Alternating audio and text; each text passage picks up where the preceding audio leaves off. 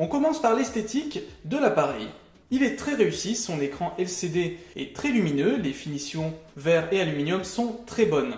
L'ensemble est homogène, sobre, aucune fausse touche, de couleur ni de style, et pourtant on a l'impression que le smartphone n'a pas l'air terne ni basique. Son écran est au format 18:9, soit 2160 sur 1080p, il prend plus de place qu'avant, et c'est un effet de mode que j'apprécie beaucoup. Même si on a toujours des bordures sur les côtés, d'ailleurs elles font 4 mm, il n'y a que 11 mm sur le dessus et le bas. L'arrière aussi est intéressant, nous avons un petit lecteur d'empreintes et un ensemble de double capteurs photo avec un flash bi-LED, complètement inspiré de l'iPhone X. Sur le haut, nous avons deux éléments très discrets, c'est le microphone et un capteur infrarouge, très souvent présent sur les Redmi. En bas, on retrouve le second microphone, bien sûr, mais aussi un unique haut-parleur, un port jack et un port micro USB. L'un des atouts principaux de ce modèle réside dans la photo et la vidéo. L'ensemble de ces deux capteurs arrière de 12 et de 5 mégapixels assure une image de très bonne qualité en couleur. Sans doute aidé par une couche logicielle, les photos paraissent très proches de la réalité. Pas mauvais non plus en portrait, même si on détecte une légère retouche HDR pour les visages. Le second capteur de 5 mégapixels est là pour la profondeur de champ. Il va aussi permettre du coup de faire des effets bokeh évidemment, mais aussi de récupérer plus de lumière. Les images en faible luminosité sortiront beaucoup plus nettes. Le capteur frontal, quant à lui, fait 13 mégapixels. Il est plutôt correct, bien que les couleurs sont moins vives qu'à l'arrière. En vidéo, le capteur de 12 mégapixels fait le job. L'image est propre, encore une fois, comme pour la photo. Les saccades et erreurs sont très bien rattrapées grâce à un stabilisateur logiciel convaincant lui aussi. Nous avons d'ailleurs fait quelques petites vidéos de test. En comparaison, nous avons fait les mêmes vidéos avec l'iPhone 6S. On a là peut-être un des meilleurs smartphones dans sa catégorie pour la photo et la vidéo.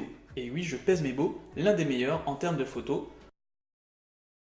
Revenons un petit peu dans Android, je me suis habitué aux écrans 18:9 et la plupart des applications de streaming ou de vidéo aussi. Lire des vidéos en 16:9 et les scaler sur l'ensemble de l'écran est un jeu d'enfant. Grâce à son Snapdragon 636, ce Redmi Note 5 est plus performant qu'un Mi A1. Il affiche un score moyen mais honorable de plus de 116 000 sur Antutu, un score multi de 4947 sur Geekbench et un petit score de 941 sur 3DMark. Pourtant, je n'ai pas ressenti de ralentissement dans les jeux. J'ai eu l'impression de jouer d'ailleurs à Ray Racing 3 comme sur le OnePlus 5T. Le deuxième atout de ce smartphone réside dans son chipset Snapdragon non énergivore et ses 4000 mAh de batterie. Pendant plus d'une semaine, j'ai essayé de tester son autonomie et je suis arrivé jusqu'à près de 4 jours en utilisant la data, le GPS, l'écran allumé pendant au moins 7 heures. Petite nouveauté, il s'agit du premier Redmi à supporter le Wi-Fi AC Dual Band et le Bluetooth 5. Encore des points communs avec les hauts de gamme Xiaomi.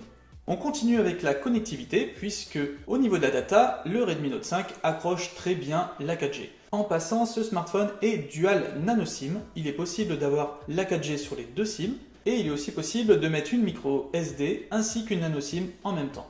La géolocalisation est assez précise, quelques mètres en intérieur, c'est dire. Le positionnement est très rapide. Tous les types de géolocalisation sont pris en charge sauf Galileo. Ce que j'ai aimé, si je n'avais que deux arguments pour vous dire de prendre ce Redmi Note 5, ce serait avant tout pour sa qualité en photo et vidéo et son autonomie. Ensuite, une finition très correcte, une bonne stabilisation logicielle pour la vidéo, des performances moyennes mais qui suffisent pour tout, le Wi-Fi AC, Bluetooth 5.0, ainsi qu'une puce GPS rapide au niveau du positionnement.